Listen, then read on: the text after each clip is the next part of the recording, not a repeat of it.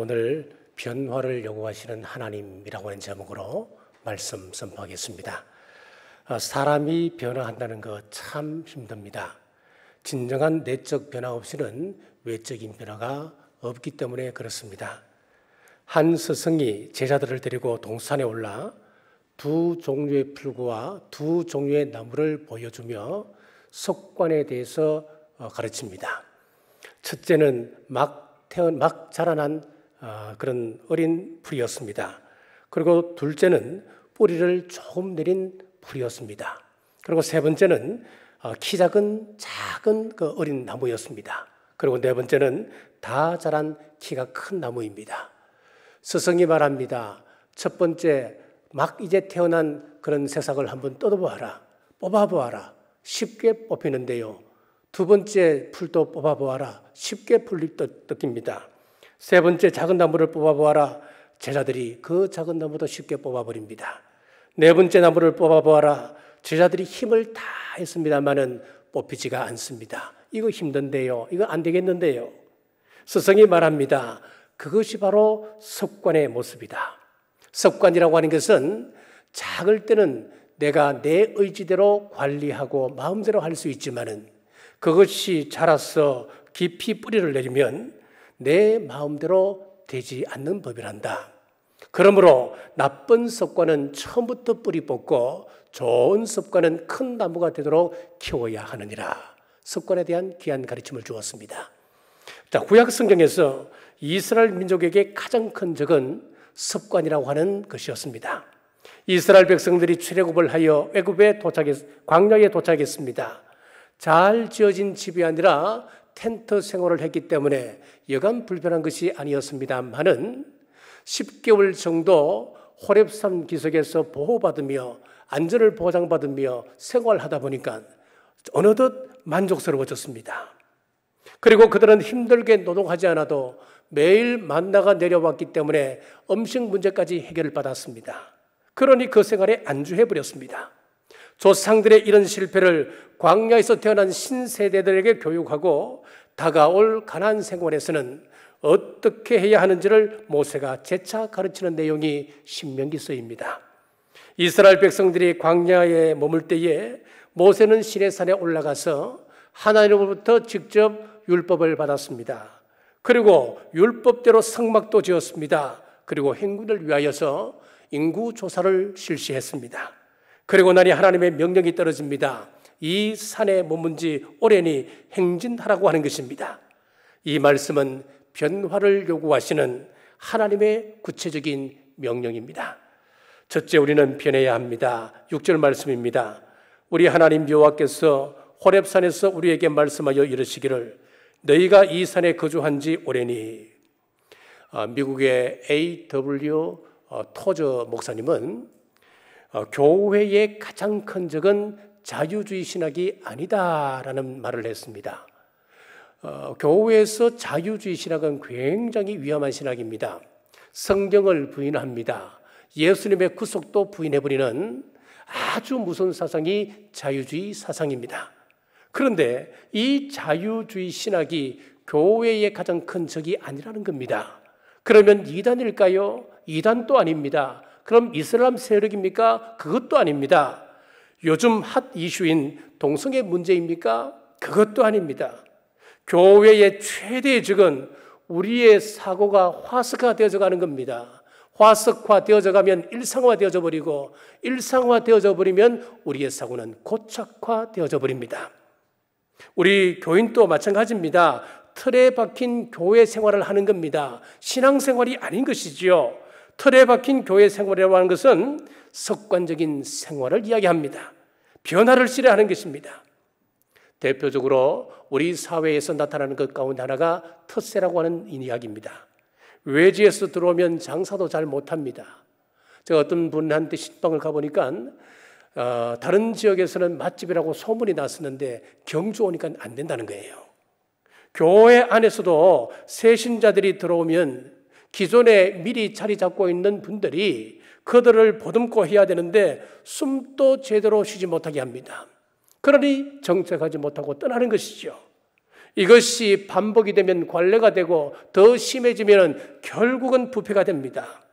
그러므로 교회는 이런 것을 타파하고 변화를 추구해야 합니다. 바뀌지 않으면 스스로 무너지게끔 되어 있습니다. 하늘 가게에서 매일 아침 가게에 가장 먼저 물건을 사러 오는 사람에게는 그가 원하는 것을 공짜로 준다고 광고를 했습니다. 그랬더니 매일 아침 열심을 다해서 오는 한 사람이 있었습니다. 얼마나 열심히 특심이든지 어떤 날은 조금 늦어 다른 사람이 줄을 서 있으면 무슨 수를 서서라도 맨 앞자리에 자기가 섭니다. 그리고 자기가 원하는 것 혼자 받아가는 겁니다. 어떤 날은 금고를 달라해서 받아가고 또 어떤 날은 출세의 상자를 가져갔습니다. 또 쾌락의 상자도 찾아갑니다. 이제 더 이상 가져갈 것이 없었습니다. 자, 오늘 아침 남아있는 검은 테를 두른 상자를 보고 저것 달라는 것이었습니다.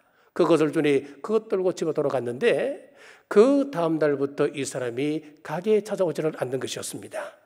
점원이 주인에게 그 개걸스러운 사람이 왜 오질 않습니까? 물으니 주인이 하는 이야기가 그 검은 테를 두른 상자는 죽음의 상자야. 자, 그 죽음의 상자를 알지 못하고 그것까지 달라 해서 주었더니 그것 덥석 가지고 돌아가더니 그저 죽었다는 거지요. 그렇습니다. 눈에 보이는 것에만 집착하고 살아가고 있는 그 모습이 혹 우리의 모습은 아닌지요. 너희가 이 산에 오래 거한 지 오래니 하나님께서 우리에게도 같은 말씀을 지금 하고 계십니다. 우리는 과거 욕심의 지배 속에 살아갔던 사람들이었습니다. 예수님을 믿기 전에 복음이 우리를 지배하시기 전까지는 우리가 다 한 모습이었습니다. 이제는 새로운 길을 떠날 때가 되었습니다. 더 큰 복을 믿고 하나님께서 원하시고 기뻐하시는 방향으로 늘 변화를 추구해 나가는 우리 남부의 모든 권속들 되시길 주님의 이름으로 축복합니다. 둘째, 변화가 요구되는 이유입니다. 7절 하반절입니다. 가나안 족속의 땅과 레바논과 큰 강 유브라데까지 가라. 스펄전 목사님은 오늘 본문을 가지고 나아가라라고 하는 제목으로 설교하면서 세 가지 변화해야 될 이유를 말씀하고 있습니다.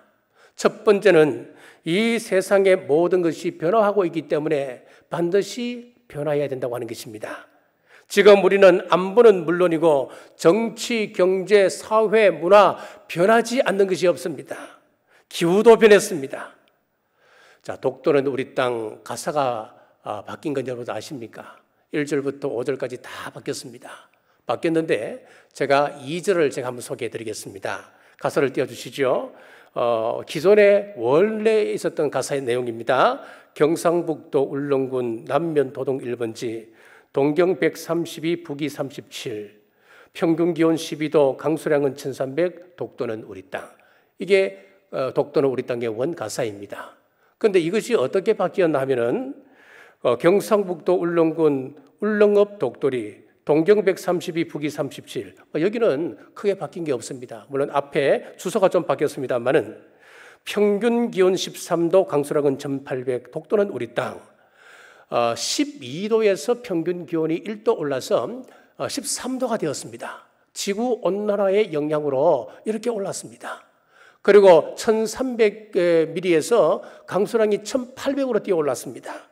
육지도 마찬가지입니다. 식물 한계선이 온난화 현상으로 인해서 점점 북상하고 있습니다.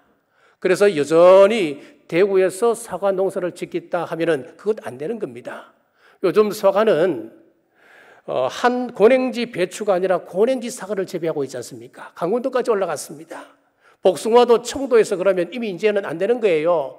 이미 강원도, 춘천, 원주까지 복숭아가 올라갔습니다. 바뀌어야 하는 겁니다. 바뀌지 아니하면 우리는 도태됩니다. 자, 둘째, 사람도 계속해서 변하기 때문이라 그랬습니다.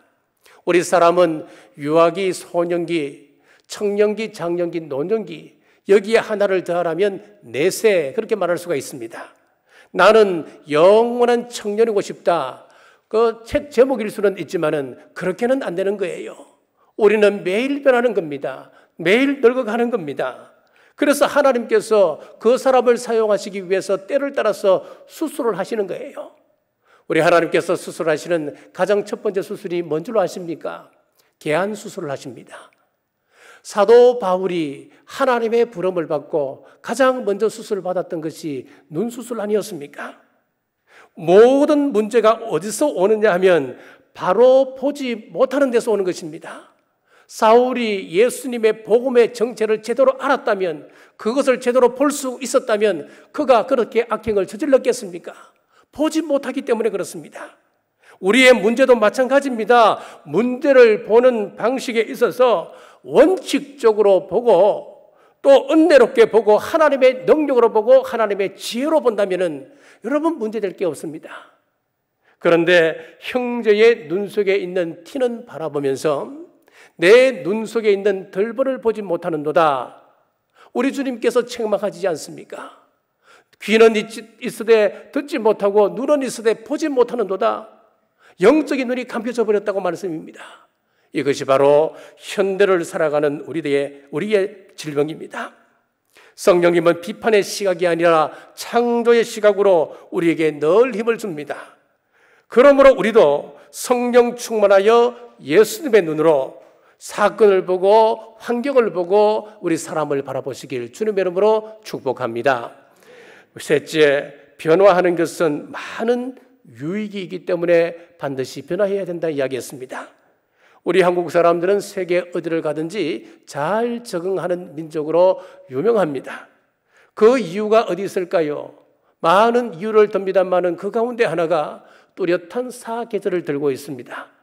어떤 나라는 1년 내내 무덥습니다. 또 어떤 나라는 반대로 1년 내내 춥습니다. 그런데 우리나라는 사계절이 뚜렷합니다. 겨울 한파로 동토가 되었다가 어느덧 봄이 찾아오고 용광로처럼 이글거리는 더위가 지나가면 서늘한 가을이 찾아옵니다. 자, 이런 환경에, 이런 기후에 동남아 사람들이 처음 한국에 왔을 때는 굉장히 이것 때문에 힘들어한다는 거예요. 그러나 이것이 우리의 경쟁력이 되어서 대한민국 사람들은 어디를 가든 제 밥벌이를 하는 사람들이라고 하는 것입니다. 자, 한국 여자가 미국 가서 국제 결혼을 하면은 처음 1년 동안은 영어를 하지 못하기 때문에 남편에게 굉장히 구박을 받고 그렇게 살아간답니다. 그런데 1년만 딱 지나고 나면은 한국 여자가 미국 남자를 휘어잡는다 그럽니다. 미국에서 이민 목회하시는 한 목사님이 한 간증이에요. 자기 교인 여집사님이 햄버거 장사를 한다길래 가게에 신방을 갔습니다. 신방을 가니까 마침 미국인 남편이 의자를 치우며 청소를 하고 있는 거예요. 그런데 그 옆에서 한국 부인이 자기 남편을 보고 그렇게 욕을 하면서 닦아세우는 거예요. 아니 그것도 제대로 못하냐고, 소리 안 나게 좀 하라고 욕을 하면서 남편을 닦아세우는데 더 기가 막힌 것은 그 미국인 남편이 아무 소리도 안 하고 순한 양이 되어서 일을 하고 있다는 거예요. 그래서 옆에서 듣다 못한 이 목사님이 아니 집사님 그래도 예수님 믿는 사람인데 남편한테 그렇게 상욕을 하고 그렇게 못합니까? 라고 이야기했더니만 아이고 말도 하지 말라고, 이 남자가 자기하고 결혼을 하고 한 1년 동안 자기를 그렇게 구박하는데 이유는 하나, 영어 못한다고 그렇게 구박을 하더래요. 그래서 1년이 딱 지나고나 어느 소통이 되면서부터 이제 주도권을 자기가 잡았다는 거예요. 그리고 이 가게는 자기가 운영하는 가게고 남편은 그냥 여기 와서 소일거리로 청소하고 또 쟁반을 닦으면서 자기 밥값을 여기서 한다는 거예요. 자기 아니면 남편은 굶어 죽는다는 거예요. 그러니까 남편이 좀 나한테 욕을 얻어먹어도 괜찮습니다 하면서 웃더라는 겁니다. 이렇게 변화에 능한 한국 사람들은 빨리 적응을 합니다. 그러나 모든 변화가 다 좋은 것은 아닙니다. 바람직한 변화가 있는 반면에 바람직하지 못한 변화도 분명히 있습니다. 미국 속담에 후라이팬에서 뛰어나와 불 속으로 뛰어든다라고 하는 말이 있습니다. 후라이팬이 달아올라서 뜨거워 뛰어내렸더니 불 속에 뛰어내린 것입니다. 변화를 했더니 더 나빠졌다고 하는 이야기입니다. 그렇습니다. 바뀌어야 한다고 진실까지 왜곡해버리면 안 될 일입니다. 7월 27일 앞으로 이틀 남았습니다. 화요일은 우리 역사에서 굉장히 의미가 있는 날입니다. 무슨 날이냐면 6.25 휴전 기념일입니다. 동족 상잔의 6.25는 참 아픈 역사이고 지워버리고 싶은 역사입니다만 이후 역사를 보면은 그 역사를 왜곡하려고 시도하는 이들이 참 많았습니다. 제가 대학 다니던 시절에는 이 6.25는 북한의 남침이 아니라 남한의 북침이었다고 그것이 거의 정설로 대학가에서는 받아들여졌습니다. 6.25 사변은 미국에 의한 북침이었다고 하는 주장이 대한민국의 좌파 운동권을 중심으로 집요하게 확산되었습니다. 그래서 상당수 언론인들이 여기에 편성되어서 함께 동조했고 또 심지어 학계에서도 이 문제를 놓고 시각들이 엇갈리게 되었습니다. 그랬던 것이 1994년 김영삼 대통령 정권 시절에 구소련을 개성했던 러시아와 정상회담을 하던 중 러시아의 옐친 대통령이 6.25 사변에 관한 모든 문건을 김영삼 대통령에게 주었습니다. 자, 이 문건을 가지고 보도하고 언론에 비추고 나니까 이 이야기가 단숨에 해소가 되는 거예요. 이로써 북침설은 상당 기간 자취를 감추었습니다만은 20년 세월이 지나고 난 이후부터 다시 교묘한 프레임을 그들은 짜고 있습니다. 이제는 남침, 북침 그런 이야기 하지 않습니다. 그럼 무슨 이야기를 하느냐 하면은 당시 미국 소련 간 냉전의 산물이 6.25 사변이었다. 그렇게 몰고 가는 거예요.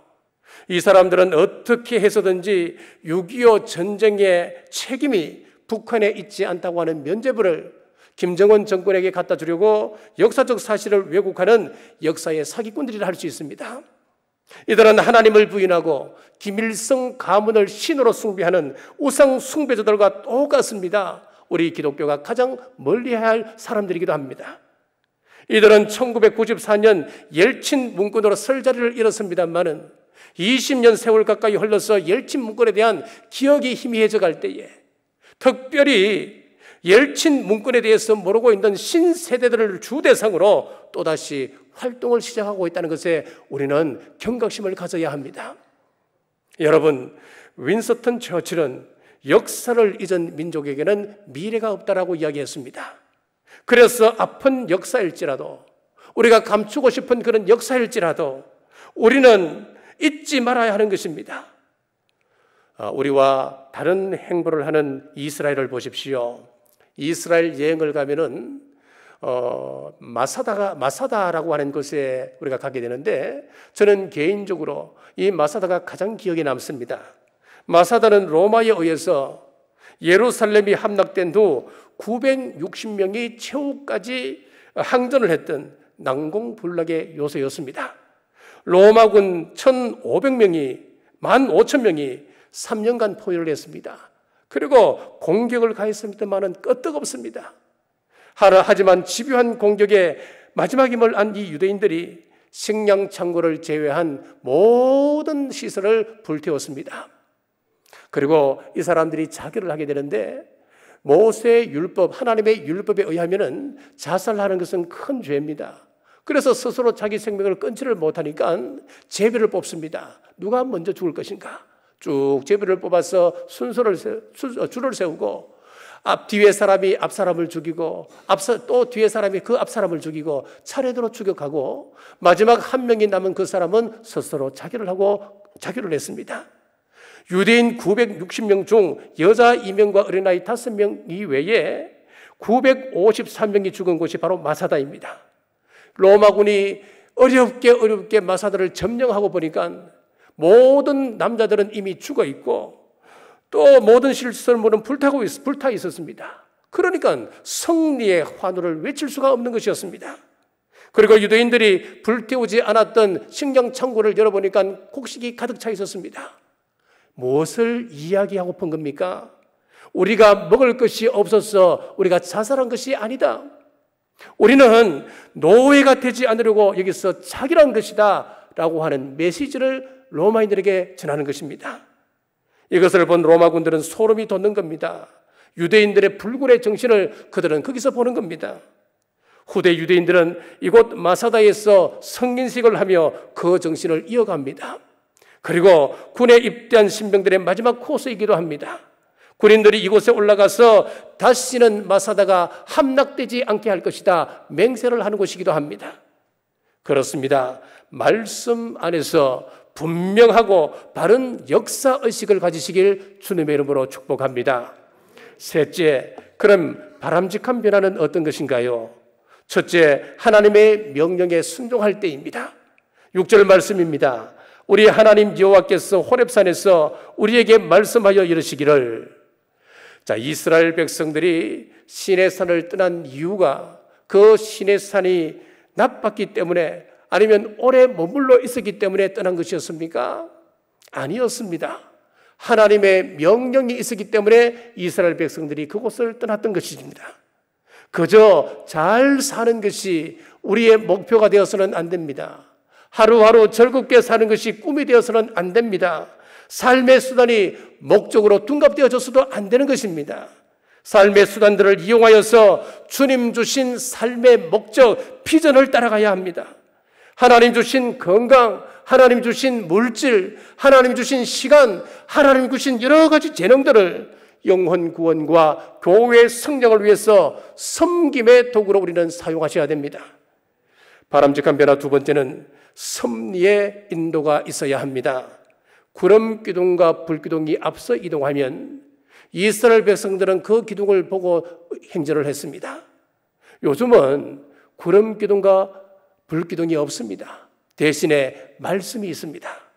목사가 말씀을 가지고 성도님 돌아서십시오. 이것은 성경 말씀에 비춰보면 잘못된 겁니다. 이 말씀대로 돌아서시면 하나님의 복이 임합니다. 말씀을 가지고 선포합니다. 그 말씀은 곧 예언이 됩니다. 그러므로 우리는 무슨 변화를 추구하든지 먼저 기도함으로 말씀의 원리를 따라가시길 주님의 이름으로 축복합니다. 바람직한 변화 세 번째는 비전을 따라야 합니다. 8절 말씀입니다. 내가 너희의 조상 아브라함과 이삭과 야곱에게 맹세하여 그들과 그들의 후손에게 주리라 한 땅이 너희 앞에 있으니 돌아가서 그 땅을 차지할지니라.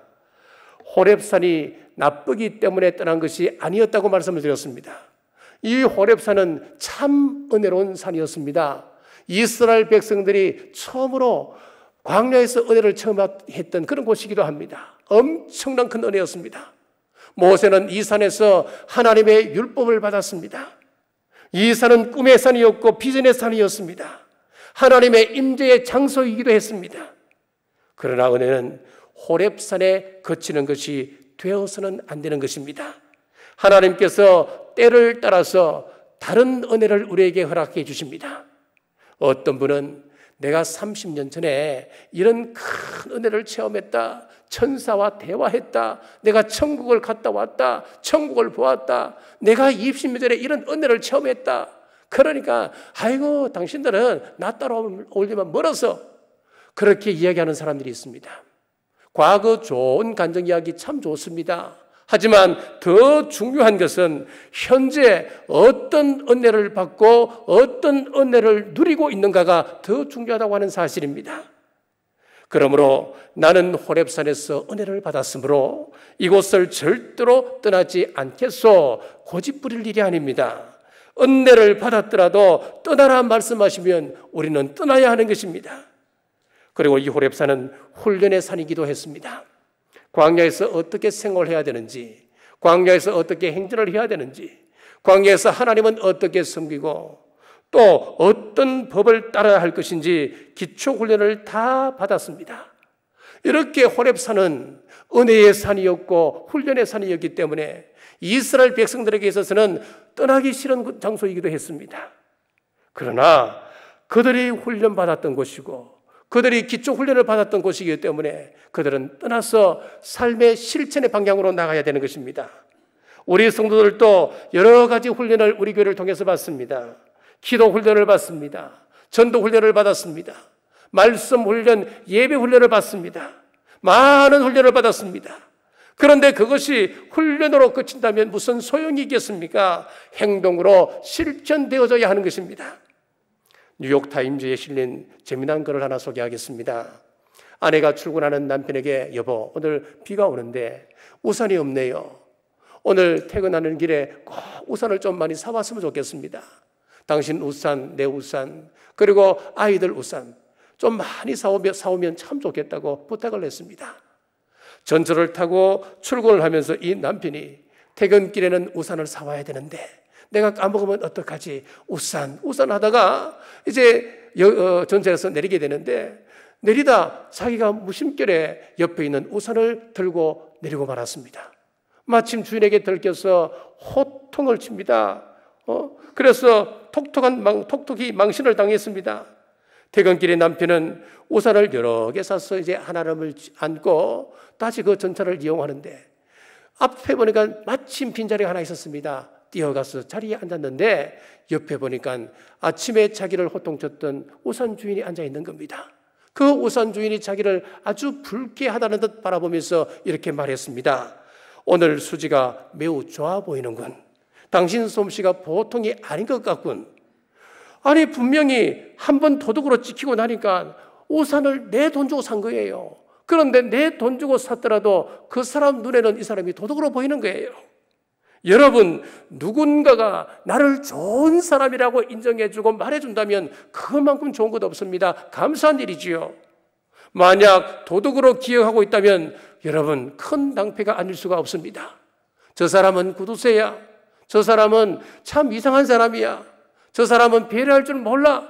그렇게 이야기한다면 우리는 불행한 겁니다. 우리는 하나님의 얼굴로 세상에 나아가는 사람들입니다. 우리는 하나님의 대행자로 내일부터 세상에 나가서 또 살아가야 할 사람들입니다. 그런데 저 사람 믿는 사람 맞아? 안 믿는 사람보다도 더 인색하고 더 독해. 그러면 안 되는 겁니다. 욥기 1장 8절에 보면 여호와께서 사탄에게 이르시되 내가 내 종 욥을 주의하여 보았느냐? 그와 같이 온전하고 정직하여 하나님을 경외하며 악에서 떠난 자는 세상에 없느니라. 온전하고 정직한 사람이 욥이다. 지금 누구한테 이야기하는 겁니까? 사탄을 앞에 두고 사탄 앞에서 하나님의 종 욥을 지금 자랑하고 있는 거예요. 야, 내 종 욥을 봐. 정직한 사람이야. 어떤 일이 있어도 흔들리지 않는 신앙을 갖고 있어. 그 사람은 예배하는 사람이야. 이것이 바로 훈련받은 성도의 모습, 하나님이 인정하는 사람들의 모습입니다. 이렇게 은혜를 체험하고 훈련받아 하나님의 군사로 세움받은 후 호렙산을 떠나라고 하는 것은 우리의 과거가 잘못되었기 때문이 아닙니다. 과거를 부인하라고 하는 것도 아닙니다. 과거도 물론 좋지만은 그곳이 최종 목적지가 아니기 때문에 최종 목적지를 향하여 나아가라고 명령하고 계십니다. 말씀을 뵙겠습니다. 이스라엘 백성들은 호렙산에서 은혜를 입었습니다. 하지만 하나님께서는 적과 꿀이 흐르는 가나안 땅을 예비하시고 더 큰 은혜를 주기 위하여 떠나라 말씀하십니다. 우리 교회도 우리 개인도 마찬가지입니다. 전진해야 합니다. 변화되어야 합니다. 앞으로 나가야 합니다. 정체되어 있으면 부패할 수밖에 없습니다. 우리에게 새로운 은혜, 적과 꿀이 흐르는 복을 예비하고 계심을 믿으시고 순종함으로 앞으로 전진하는 우리 남부의 모든 성도들 되시길 주님의 이름으로 축복합니다. 기도하겠습니다. 변화를 요구하시는 하나님이란 제목으로 말씀 나누게 하심 감사합니다. 세상이 변하고 사람이 변합니다. 변하지 않는 것은 없습니다. 변화하는 것은 아름다운 것입니다. 변화하되 하나님의 섭리의 인도 속에서 변해야 아름다운 것임을 알고 섭리신앙을 철저히 점검하게 하옵소서. 과거에 머물지 않기를 원합니다. 현재가 중요하고 앞으로 미래가 더 중요합니다. 가나안을 향하여 날마다 새롭게 나가는 우리 모두 되게 하여 주옵소서. 우리 교회가 비전 2027을 선포했습니다. 교회 비전이 나의 비전되어 기도하며 기쁨으로 동참할 때 교회를 통하여 역사하시는 하나님의 복을 누리게 하옵소서. 포스트 코로나 시대를 대비하며 메신저 뉴스라는 전도 콘텐츠를 준비했습니다. 이 도구를 잘 활용하여 복음의 문이 닫히기 전에 힘써 전하는 우리 남부의 권속들 되게 하옵소서. 코로나가 다시 재창궐할 기미가 보입니다. 이 땅을 지켜주옵소서. 주님 지키시면 안전할 수 있습니다. 모든 일은 하나님의 섭리임을 믿기에 이 일로 더욱 하나님을 가까이 하며 주님의 재림신앙 분명히 하여 주님 다시 오심을 준비하며 기다리는 저희들 되게 하옵소서. 그동안 우리 교회를 최선을 다해 섬기셨던 강병준 목사님, 주님의 뜻을 따라 임지를 옮깁니다. 강 목사님을 축복의 통로로 받으셔서 가시는 그곳에 하나님의 은혜와 사랑이 풍성케 하옵시고 우리 사모님 건강도 지켜 주옵소서. 인여기와 은빈이를 지혜롭게 하셔서 에스더처럼 별과 같이 빛나게 하옵소서. 다시 오실 예수님 이름으로 간절히 기도드리옵나이다. 아멘.